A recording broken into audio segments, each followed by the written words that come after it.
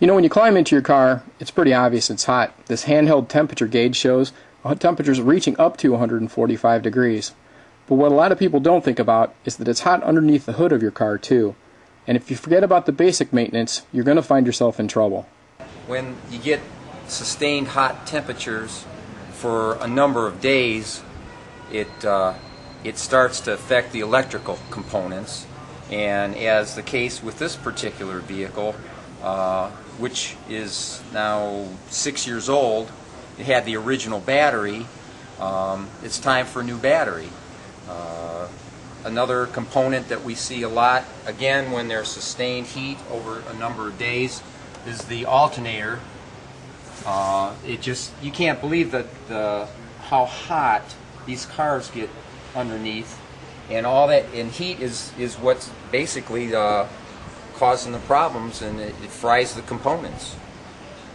So what are some of the other areas you can expect to have problems with the car? The possibility of a fuel pump is there. It's another electrical component. Again, it's working overtime in the heat. One thing that customers don't usually do is keep their gas tanks full enough. The fuel around that tank, or the pump that's in that tank, actually helps cool it. So if you can keep it a half tank or higher, you're doing yourself justice. And what are some of the other problem areas then?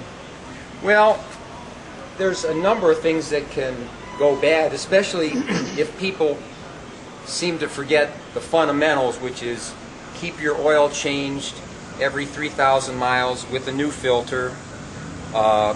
Pay attention to your air cleaner. Pay attention to the condition of your belts and hoses. Make sure your fluid levels are full. Basically, just tire pressure, make sure that's up to whatever the vehicle recommendation is, not the tire recommendation. That's another misconception. People look at the side of the tire, and inevitably they'll overinflate it because the tire is rated at one thing and the handling for the vehicle is rated at something different. Usually you'll find it located on the door post someplace, and it'll tell you front and rear tire pressure, which could be different. And the other thing that goes along with that is it's best to check your tire pressure either in the morning before you go out or in the evening after the car is cooled down, because if you're out driving and it's a hot day, that tire pressure can go up anywhere from 5 to 10 pounds depending on the conditions. So. And tell me a little bit about the air conditioners and what kind of problems we can expect to have with those over the next few days. Well, everybody wants their air conditioner working when it gets like this, and people that have newer cars are probably going to be the ones that will get the best performance out of their air conditioning.